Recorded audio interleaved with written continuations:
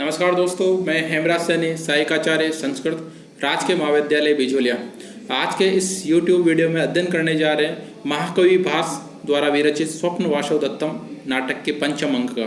और जैसा कि कुछ पूर्व वीडियो में स्वप्न वासवदत्तम नाटक के पंचम अंक के ही कुछ अन्य कुछ श्लोकों का अध्ययन किया जा चुका है। और जो कथा का जो प्रवाह होता है वो कथा का प्रवाह पंचम अंक में इस प्रकार देखने को मिलता है कि जो राजा उदयन होते हैं वो राजा उदयन पद्मावती की शिरोवेदना का समाचार सुनकर कुछ समय के लिए दुखी हो जाते हैं। और दुखी होने के साथ साथ ही उन्हें उस समय की वासवदत्ता भी पुनः याद आ जाती है कि किस प्रकार जो वासवदत्ता थी वो आग में जलकर मर गई थी। और वासवदत्ता भी चूँकि वो उन्हें छोड़कर चली गई है तो कहीं ऐसा ना हो कि जो पद्मावती हैं वो भी उन्हें छोड़कर चली आए। तो इस बात को लेकर राजा उदयन बार बार दुखी होते हैं।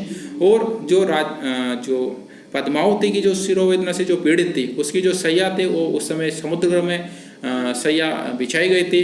तो जो राजा उदयन होते हैं वो उसे मिलने के लिए देखने के लिए वो समुद्र ग्रह में जाते हैं। और साथ ही जो विदूषक होता है वो भी राजा उदयन के साथ में समुद्र ग्रह में जाते हैं। किंतु जब वो समुद्र ग्रह में पहुंचते हैं तो वहाँ पर जो बिछौना लगा हुआ था वो उसी प्रकार का था या उसमें ऐसा प्रतीत हो रहा था कि पद्मावती उस समय तक समुद्र ग्रह में प्रवेश नहीं की थी, वहाँ पर पहुँची नहीं थी।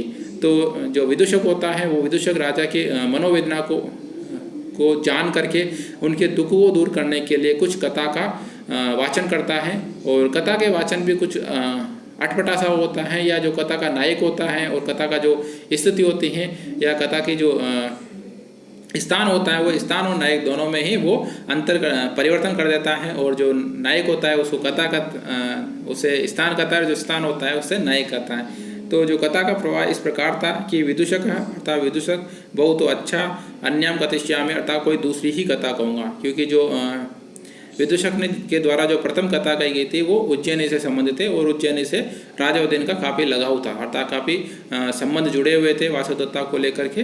तो ये सुन करके राजा उदयन दुखी हो जाते हैं। और जो विदूषक होता है वो फिर कथा को परिवर्तित कर देता है। तो दूसरी कथा में ये कहते हैं अन्याम कथिष्यामि अर्थात कोई दूसरी कथा कहूँगा। अस्ति नगरम ब्रह्मदत्तम नाम अर्थात कोई ब्रह्मदत्त नामक राजा था, नगर अर्थात नगर था। और तत्र की राजा काम्पिल्य नाम, और वहाँ काम्पिल्य नामक कोई राजा निवास करता था। तो राजा किम किमिति अर्थात क्या क्या कर रहे हो, क्या बोल रहे हो आप। तो विदूषक पुनस्ततैव वटति अर्थात फिर वही बात करता है अर्थात अस्ति कश्चित ब्रह्मदत्त नगरम अर्थात कोई ब्रह्मदत्त नगर था और काम्पिल्य नामक वहाँ पर राजा निवास करता था। तो राजा कहता है मूर्ख करता है, हे मूर्ख राजा ब्रह्मदत्त है अर्थात राजा ब्रह्मदत्त था और नगरम काम्पिल्यम इति अभिधेयताम और जो नगर था वो काम्पिल्य नाम वाला कोई नगर था। तो ऐसा आपको कहना चाहिए, ऐसा कहो। तो विदूषक किम राजा ब्रह्मदत्त, तो क्या राजा ब्रह्मदत्त हैं। और नगरम काम्पिल्यम वो नगर काम्पिल्य, अच्छा। तो राजा एवं अर्थात ऐसा, हाँ बिल्कुल ऐसा ही है। तो विदूषक कहता है, क्या कहता है कि इति बहुस्तदेव पठित्वा अर्थात इस प्रकार बार बार करके कि तेन ही मुहूर्तकम प्रतिपाल्यतु अर्थात हे राजन आप कुछ समय के लिए प्रतीक्षा कीजिए, आप थोड़ा डर जाइए। और यावद ओष्ठगतम करिष्यामि तब तक मैं इसे ओष्ठगत कर लेता हूँ, तब तक मैं इसे कंठस्थ कर लेता हूँ, मैं इसे याद कर लेता हूँ, इसलिए आप कुछ समय के लिए डरो। राजा ब्रह्मदत्त हैं, नगरम काम्पिल्य इस प्रकार और बार बार इस बात को कहता है और याद करने की कोशिश करता है। इदानीं शृणोतु भवान् अर्थात अब राजन आप सुनिए।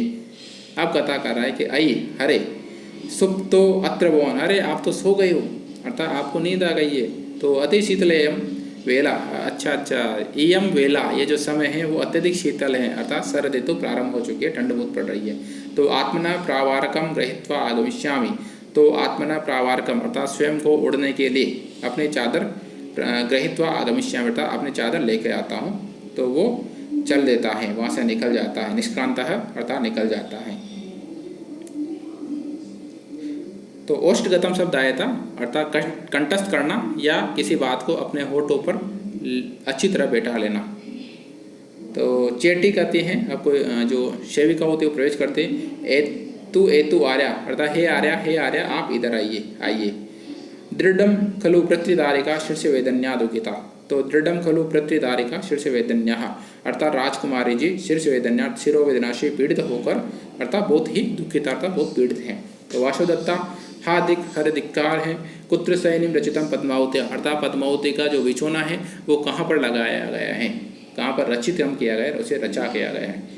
तो चेटी कहते हैं समुद्र ग्रह के किल सैया तृणा, अर्थात निश्चित रूप से समुद्र ग्रह में ही उनका जो सैया है वो वहाँ पर लगाई गई है।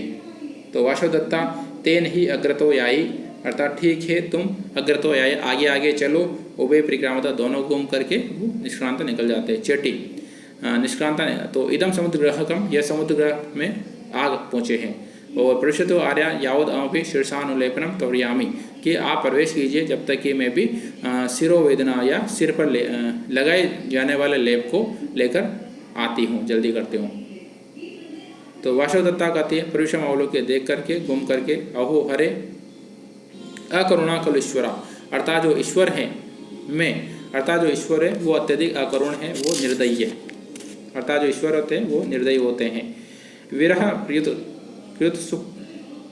प्रियुति शुकस्य आर्यपुत्रस्य विश्राम स्थान भूतेयम अपि नाम पद्मावत्यस्ता जाता यावत प्रविशामि, जब तक कि मैं भी प्रवेश करती हूँ। तो कहते हैं कि विरह प्रियुत उत्सुक से आर्यपुत्र से, अर्थात विरह व्याकुल आर्यपुत्र उदयन के, आर्यपुत्र के जो विश्राम का स्थान था, जो विश्राम का साधन था, विश्राम का साधन भूते इयम अपि पद्मावती, ये जो पद्मावती हैं वो भी अस्वस्थ हो गई है। तो निश्चित रूप से जो ईश्वर होते हैं वो निर्दयी होते हैं। अकरुणा कलेश्वरा में एक सुक्ति के रूप में यहाँ पर प्रयुक्त हुई है। तो यावत प्रविशामि, जब तक मैं प्रवेश करता हूँ, हरे दुख है परिजनस्य प्रमादः, परिजनस्य प्रमादः, अर्थात परिजनस्य प्रमाद, अर्थात दासियों की असावधानता, निश्चित रूप से ये किसी की लापरवाही रही होगी। अस्वस्थां पद्मावतीम केवलम दीप सहायम कृत्वा परित्यजी, अर्थात अस्वस्थ पद्मावती को केवल अलग आसन पर बैठने से पद्मावती को केवल दीपक के सहारे पर छोड़ दिया गया, अर्थात अस्वस्थ पद्मावती को केवल दीपक के सहायता की दीपक के आश्रय पर ही परित्यजी छोड़ दिया गया। ये पद्मावती अवशुक्ता, और ये जो पद्मावती हैं ये अवशुक्ता सोई हुई हैं। यावद उपविशामि, जब तक कि मैं भी प्रवेश करती हूँ, अथवा न्यासन परिग्रहण अल्प इव शासनयम प्रतिभाति तद अश्याम शय्यायाम उपशामि, अथवा न्यास के और अथवा अलग आसन पर बैठने से शनि में कमी मालूम पड़ती है, अथवा नए आसन, अर्थात किसी दूसरे आसन पर परिग्रहण अल्पयु बैठने के कारण, बैठने के समान स्नेह प्रतिभाति तद अश्याम शय्याम, शनि में जो कमी मालूम पड़ती हैं वो इसीलिए मैं इसकी सेज पर उपविशामी, अर्थात इसकी सेज पर ही बैठ जाती हूँ, अर्थात मैं किसी दूसरे आसन का ग्रहण न करके इसके आसन पर ही कुछ समय के लिए इसके पास ही बैठ जाती हूँ। किंतु खलु एतिया सह उपविशंत्या अद्य प्रहलादित व्यू में हृदयम, जो मैं हृदयम अर्थात जो मेरा हृदय है वो प्रहलादित हो रहा है, पुलकित सा क्यों हो रहा है, अर्थात तो कहते हैं कि जब वो उसके साथ में बैठते हैं तो अचानक ही जैसे उसका स्पर्श होता है, तो स्पर्श करने के साथ में ही उसका जो हृदय होता है वो पुलकित हो जाता है, शरीर पुलकित हो जाता है। तो वो बोलते हैं कि पुलकितम क्यों, अर्थात क्यों प्रहलादितम युग में हृदय, अर्थात मेरा जो हृदय है वो क्यों प्रहलादित हो रहा है, पुलकित क्यों हो रहा है। और दृष्टिया आविच्छन छिन्न शुक निविश्वासाहा, दृष्टिया अर्थात दृष्टिया कहते हैं सौभाग्य से, दृष्टिया अर्थात सौभाग्य से, अवच्छिन्न शुक निश्वासा अर्थात जो इसकी सांस है वो भी एक अच्छी प्रकार से चल रही है, अर्थात बिना रुकावट के ये सुखपूर्वक इनकी जो श्वास है, श्वास प्रश्वास है वो भी अच्छी तरह से चल रही है। और इसीलिए अतएव इसीलिए निवृत्त रोग्या भूतव्य, निश्चित रूप से ये अब निरोगी हो गई है, अर्थात अब किसी प्रकार का दर्द नहीं होना चाहिए, अर्थात निरोग हो जाना चाहिए। अथवा एक देश समविभागतया सैन्यस्य सूच्यति माम अलिंगति, अथवा कहते एक देश अर्थात सैया के एक भाग में सोने से मानो सूच्यति माम आलिंगति, मानो मुझे सूचित कर रही हो, मुझसे यह कह रही है कि माम आलिंगति अर्थात कि मेरा आलिंगन करो, मेरे पास में सो जाओ। तो यावत आविश्य अर्थात तो वैसे ही वो भी सोने का अभिनय करते हैं, अर्थात जो पद्मावती की जो सैया थी, पद्मावती के सैया पर जो विराजमान थे, जो कुछ भी थे उद्यनी थे यद्यपि, किंतु जो वासवदत्ता को ऐसा लगता है कि पद्मावती सैया के एक भाग पर सो रही हो और जो दूसरे भाग पर या वो ये इस प्रकार कर रही हो कि वो मेरे पास में ही आप भी शयन करो अर्थात सो जाओ या मुझसे आलिंगन करो। इस प्रकार का वो सोच करके जो वासवदत्ता होती है वो भी पद्मावती के पास में ही सोने की का अभिनय करती है अर्थात सोने की इच्छा करती है। तो राजा स्वप्न आए थे, अब स्वप्न देख रहा है राजा।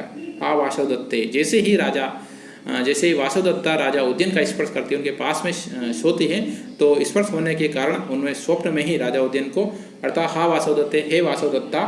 तो वासवदत्ता सहसा होता है, अचानक ही जैसे ही वो स्वप्न में उस आवाज़ को सुनती है, तो राजा उद्यन की आवाज़ को सुनती है, तो वो वहाँ पर अचानक ही उठ करके हम आर्यपुत्र, हरे आर्यपुत्र न खलु पद्मावती, ये तो पद्मावती नहीं है, आर्यपुत्र हैं। किम न खलु दृष्टास्मि, तो क्या मैं देख तो नहीं ले गई हूँ, अर्थात इन्हें मुझे देखा तो नहीं है।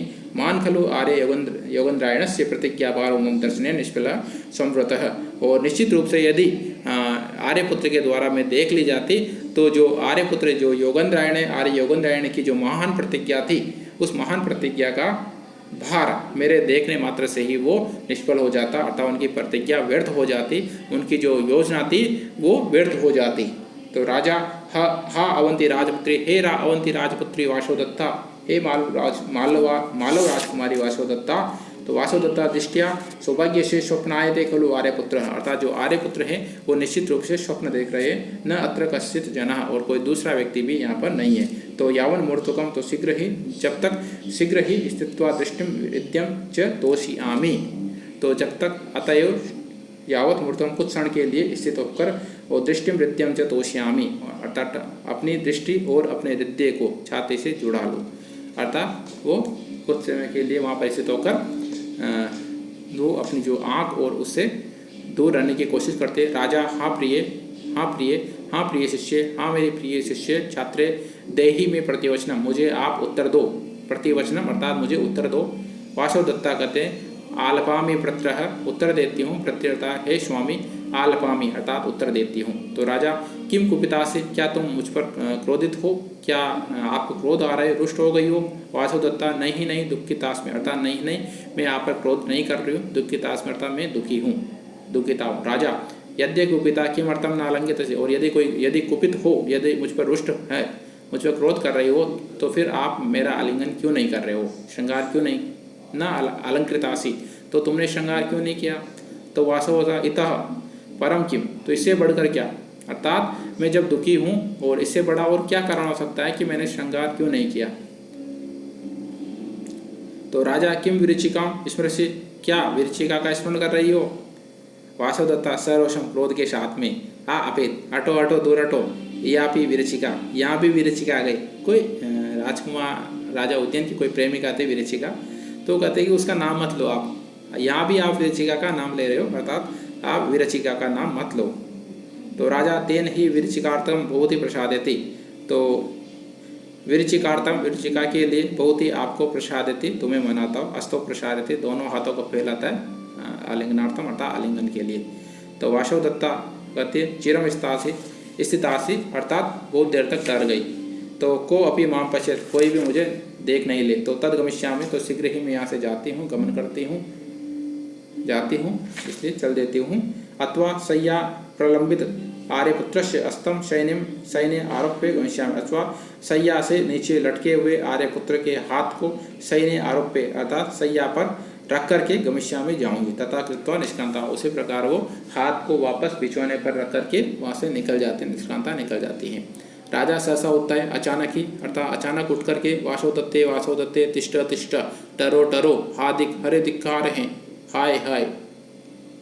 आगे श्लोक आता है कि निष्क्रामन संभ्रमेण अहम द्वार पक्षेण ताड़ितः ततो व्यक्तम न जानामि भूतार्थो अयं मनोरथः, अर्थात निष्क्रामः निकलते समय, संभ्रेणम अहम अर्थात संभ्रम के साथ में, अर्थात अत्यधिक वेग के साथ में निकलते समय, द्वार पक्षेण ताड़ता अर्थात द्वार से के पक्ष से, द्वार या किवाड़ से टकरा जाने के कारण मैं ताड़ित अर्थात मैं टकरा गया।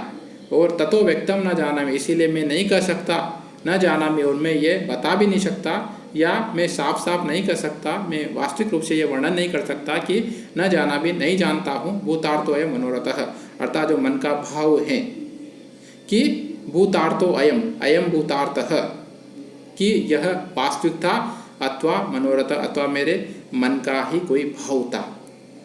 अर्थात मैं ये नहीं बता सकता कि जो औरत यहाँ से गई है वो वासव दत्ता ही थी अथवा कोई और थी। मैं ये वास्तविक रूप से वर्णन नहीं कर सकता, क्योंकि जब मैं उसे तीव्र वेग से उसे पकड़ने के लिए अचानक वहाँ से उठा और जैसे उसके पीछे दौड़ने लगा तो मैं किवाड़ से टकराकर वहाँ पर गिर गया, क्योंकि जो किवाड़ का जो एक भाग था वो बंद था, तो बंद किवाड़ से मैं टकरा के वहाँ पर गिर गया। इसलिए मैं निश्चित रूप से वर्णन नहीं कर सकता, आपको नहीं बता सकता विदूषक कि वो कौन थी। परुष्य के विदूषक, तो विदूषक कहता अयि प्रतिबुद्धो अत्र भवान, तो महाराज कि अरे हरे प्रतिबुद्धो अत्र भवान, अर्थात महाराज तो आप जग गए हो, आप तो नींद आ रहे थे, आप जग गए। तो राजा कहता है वैश्य अर्थात हे मित्र प्रियम आवेद्ये, मैं कुछ प्रियम आवेद्य अर्थात मैं कुछ अच्छी प्रिय बात आपको बताना चाहता हूँ, कोई खुशखबरी देना चाहता हूँ कि धरते खलु वासव दत्ता, अर्थात धरते निश्चित रूप से प्राण धारण किए हुए हैं वासव दत्ता अर्थात वासव दत्ता निश्चित रूप से जीवित हैं, निसंदेह जीवित हैं। तो विदूषक कहता है कि अविहा हाय वासव दत्ता, पुत्र वासव दत्ता कहाँ है? चिरात खलु प्रता वासव दत्ता तो चिरात बहुत दीर्घ समय से पहले अर्थात बहुत समय पहले ही उप्रता यहाँ पर मर गई थी, तो वासव दत्ता कहाँ पर आ सकती हैं? इस प्रकार जो विदूषक होता है वो विदूषक राजा उदयन की उस बात को काटता है कि वासव दत्ता अभी भी निसंदेह रूप से जीवित है, अर्थात वो तो काफ़ी समय पहले ही मर गए थे। तो इस प्रकार जो घटना होती है वो इस प्रकार आगे बढ़ती हैं और काफ़ी रोचकता के साथ में जो माँ का विपास है वो घटना को आगे बढ़ाता है, नाटक को आगे बढ़ाता है। और साथ ही कहीं भी ऐसा नहीं लगता कि जो पाठक होते हैं, जो दृष्टा होते हैं, वो इस प्रकार नाटक के प्रवाह से उन्हें किसी प्रकार का घटना में निर्बाध या वहाँ पर बोरिंग फील करते हैं, अर्थात ऐसा कहीं भी देखने को नहीं मिलता है। तो दोस्तों यही जो घटना है वो आगे वाले वीडियो में भी जारी रहेगी। तो धन्यवाद।